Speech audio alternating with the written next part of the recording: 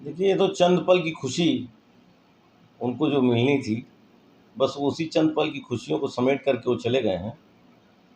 और यदि इस बात को कहें कि उनको पूरा आभास है कि वो जीत रहे हैं, तो बस अपने ही मन को स्वयं से ही जीत रहे हैं। उससे बड़ी कोई और जीत उनको मिलने वाली नहीं है। जैसा कि उन्होंने कहा कि भारी भीड़ जन समर्थन प्राप्त हो रहा है इंडिया गठबंधन को, तो क्या कहेंगे? इंडिया गठबंधन को भारी भीड़ यदि कोई कह रहा है कि देखने जा रही है, तो वहाँ पे जिसको भी रोक करके पूछा जा रहा है कि भाई कैसे आए थे, किसके समर्थक हो? तो स्पष्ट रूप से जो है जनता जवाब दे रही है कि भाई हमको तो पैसा मिला था, हमको आकर के इसमें शामिल होना था, हमने आकर के ज्वाइन कर लिया, अब जा रहे हैं। क्योंकि वो बीच सभा से उठ करके चल देते हैं जो, वो कौन रहते हैं? वो ऐसे ही लोग रहते हैं कि जिनको केवल चेहरा पर दिखलाना रहता है। आए, अपना चेहरा दिखाया और बस उनको जो पैसा मिला तो उससे काम हो गया, अपना चल दिए। उससे भीड़ जुटा रहे हैं वो लोग।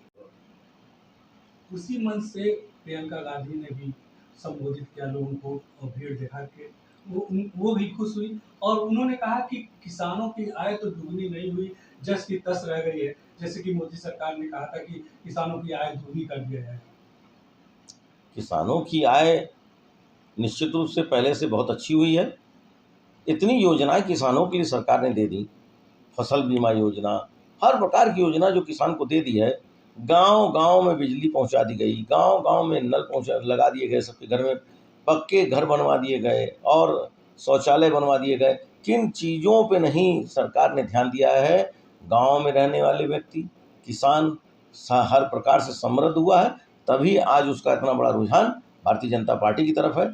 ये विपक्ष का भी मतलब का अपोजिशन का आरोप लगाना कि किसान की आय दुगनी नहीं हुई, हर चीज़ का दाम किसान को उचित मूल्य पर दिलाने के लिए सरकार प्रतिबद्ध रहती है, हर प्रकार की योजनाओं को लगाती है। समय समय पे सरकार के द्वारा खरीदे गए अनाज पे सरकार खुद से अपना मैक्सिमम रेट प्राइस जो है घोषित करती है, अधिक से अधिक मूल्य दे करके सरकार जो है उन किसानों की फसल को खरीदती है। सरकार की तरफ से दिए गए योजनाओं से किसान तो इतना खुश है कि उसका पूरा रुझान भारतीय जनता पार्टी की तरफ है। उसमें विपक्षी सारे दल एकजुट रहते हैं कि इस सरकार की बदनामी कराने के लिए कुछ ऐसा उपाय, कुछ प्रोपेगेंडा कर दो, कुछ ऐसे आपराधिक प्रकृति के जो है स्वभाव वाले लोग मिल करके सरकार के खिलाफ षड्यंत्र करके पेपर को लीक कराने का काम कर देते हैं। लेकिन उसके बावजूद भी सरकार प्रतिबद्ध रहती है, अपने दृढ़ निश्चय पर रहती है कि यदि कोई पेपर होने में लीक हुआ है तो उसके बाद पुनः उस पेपर को कराया जाएगा और जो भी छात्र जहाँ कहीं भी जा रहा था पेपर देने, दोबारा से जब वो जाएगा तो उसको पूरा किराया भाड़ा कुछ भी नहीं लगना है, निःशुल्क जो है उसकी परीक्षा दोबारा से करवाई जाएगी। यदि ऐसा होता कि सरकार ही पेपर लीक कराती तो दोबारा से परीक्षा क्यों कराती? सरकार तो दोबारा भी करेगी, दोबारा आकर के परीक्षा दो। एकदम जो स्पष्ट रूप से ये साफ है कि सरकार खुद से चाह रही है कि होनहार बच्चे आगे आएँ और देश की जो है अर्थव्यवस्था को मजबूत करें, देश की बागडोर को सँभालें, आगे बढ़ाएँ देश को। हर वर्ग के लोग हर जगह जा कर के हर चीज़ से संतुष्ट हैं। ये पेपर लीक कराने का मामला तो ये स्वयं ये खुद ही करते हैं विपक्ष वाले और उसके बाद उसका जो है ठीकरा सरकार की तरफ फोड़ देते हैं। एक गंभीर आरोप इसमें भी लगाए हैं कि योगी सरकार तो और अपराधियों के ऊपर बुलडोजर चलाते हैं, लेकिन पेपर लीक जो कराते हैं उनके ऊपर अभी तक कोई बुलडोजर का कार्रवाई नहीं की। देखिए, ऐसा कुछ नहीं है। एकदम पारदर्शिता के साथ सरकार हर बार जब भी पेपर होते हैं, पूरी पारदर्शिता के साथ सारी व्यवस्थाओं को करती है और पेपर जो लीक कराते हैं, उन लोगों के ऊपर जब आरोप सिद्ध हो जाता है तो निश्चित रूप से उनके ऊपर भी कार्रवाई होती है। और ये तो जो पेपर लीक कराने वाला एक स्कैंडल चल पड़ा है ना, ये सारा का सारा रचित विपक्षियों के द्वारा ही है। ये सब कांग्रेस, सपा, बसपा वाले मिल करके इसमें सब शामिल होकर के एक साथ ये जो 26 अलायंस 26 लोग दल मिल करके अलायंस बनाए हैं, ये सब उसमें शामिल हैं।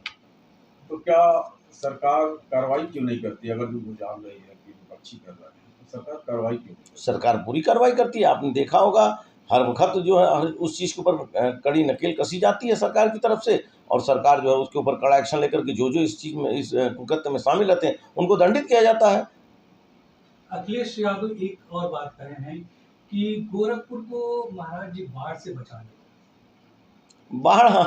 बाढ़ जो है कोई किसी के बस की चीज़ तो है नहीं, लेकिन व्यवस्थाएं इतनी दुरुस्त कर दी गई हैं। यहीं पे हमारा हार्वर्ड बांध है।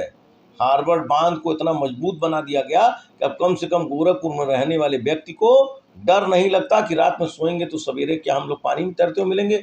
2017 के पहले यही हार्वर्ड बांध था कि अचानक जब भी बरसात होती थी तो लोगों के मन में भय से सिहरन से कांप जाते थे कि अभी तो बंदा ऐसा तो नहीं टूट जाएगा, कहीं ऐसा तो नहीं पानी लीक हो जाएगा। कितनी बार ऐसा हुआ है, लेकिन जब से 2017 से हमारे आदरणीय परम पूज्य योगी आदित्यनाथ जी महाराज की सरकार बनी, उन्होंने बंधे का चौड़ीकरण कराया, बंधे को मजबूत कराया, हर तरफ से सराउंडिंग पूर्वांचल को बाढ़ से बचा करके रखने की व्यवस्था उनकी सरकार ने की है। मायावती जी भी जनसभा को संबोधित गोरखपुर में किया, उन्होंने भाजपा पे भी बहुत बड़े आरोप भी लगाए हैं। कहा है कि ईवीएम नहीं रहेगी, ईवीएम में गड़बड़ी नहीं होगा तो मोदी सरकार नहीं बनेगी। जैसे कि अब आदमी को एक चीज़ को देख कर के भय लगता है, जहाँ सच्चाई के बोर्ड बंद होंगे, यदि वो चीज़ सही तरीके से पहुंच गई, काउंटिंग हो गई, तो निश्चित रूप से हर तरफ कमल ही कमल खिला हुआ दिखाई पड़ेगा। वो इस चीज़ को गड़बड़ी समझती हैं, जबकि सच्चाई तो ये है कि उसके पूर्व में देखिए बूथ कैप्चरिंग के मामले हुए, ईवीएम लूटने के मामले हुए, ये सब विपक्ष की सरकारों के द्वारा कराए जाते थे। जहाँ से उनको लगता था, इस बात का भय लगता था कि उनका प्रत्याशी आ रहा है, तुरंत उस बूथ की कैप्चरिंग हो जाती थी, उस बूथ के जो पोलिंग मशीन रहती थी उसको लूट लिया जाता था। आज सरकार इतने मजबूती के साथ चुनाव लड़ रही है और चुनाव आयोग पूरी मजबूती के साथ सुरक्षा प्रदान करके एकदम पारदर्शिता से पोलिंग करा रहा है। निश्चित रूप से भारतीय जनता पार्टी की ही सरकार आएगी। ईवीएम मशीन में गड़बड़ी की बात केवल ये लोग इसलिए कहते हैं कि इनको इस बात का अच्छी तरह अंदाजा है कि पब्लिक का रुझान किसकी तरफ है। पब्लिक का रुझान जिस तरफ है उसकी सरकार बनेगी, और भारतीय जनता पार्टी की तरफ है पब्लिक का रुझान। देवतुल्य जनता एकदम हर हर महादेव का नारा लगा करके दनादन भारतीय जनता पार्टी के ऊपर बटन दबा करके भारतीय जनता पार्टी की सरकार बनाने के लिए जनता एकदम आगे आ चुकी है। और इसी तरह जो है, जो ये कह रहे हैं कि ईवीएम में गड़बड़ी नहीं हुई तो नरेंद्र मोदी जी नहीं आएंगे, क्या गड़बड़ी है कहीं प्रमाणित करके तो दिखाएं। मुंह से बोलना और प्रमाणित करके दिखाना बहुत जमीन आसमान का अंतर है। दलित समाज क्या बीजेपी से कट जाएगा? कोई भी वर्ग, आप दलित वर्ग की बात करिए, दलित वर्ग तो इतना ज़्यादा भारतीय जनता पार्टी के योजनाओं का लाभ उठा रहा है कि जैसे उन्होंने गरीबी को तो जैसे समाप्त करने का बीड़ा उठा लिया भारतीय जनता पार्टी ने, कि किसी भी घर में कोई भी गरीब भूखा नहीं सोएगा, अन्न की व्यवस्था की। किसी गरीब के घर में अंधेरा नहीं रहेगा, बिजली की व्यवस्था की। किसी गरीब के घर में पानी की कमी नहीं रहेगी, नल की व्यवस्था की। किसी गरीब घर का बच्चा शिक्षा नहीं पाए, ऐसा भी नहीं, शिक्षा की भी व्यवस्था की।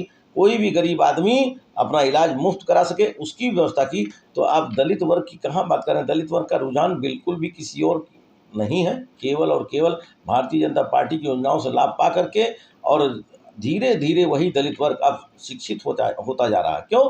सरकार ऐसी योजनाएं ला रही है कि बच्चे पढ़ रहे हैं, अब घर में अन्न भी रह रहा है, किसी को भूखे नहीं सोना है, बिजली भी है, रात में बच्चे पढ़ें, दिन में अगर गर्मी है तो कम से कम पंखा चला सकें, जो भी साधन उपयोग कर सकें।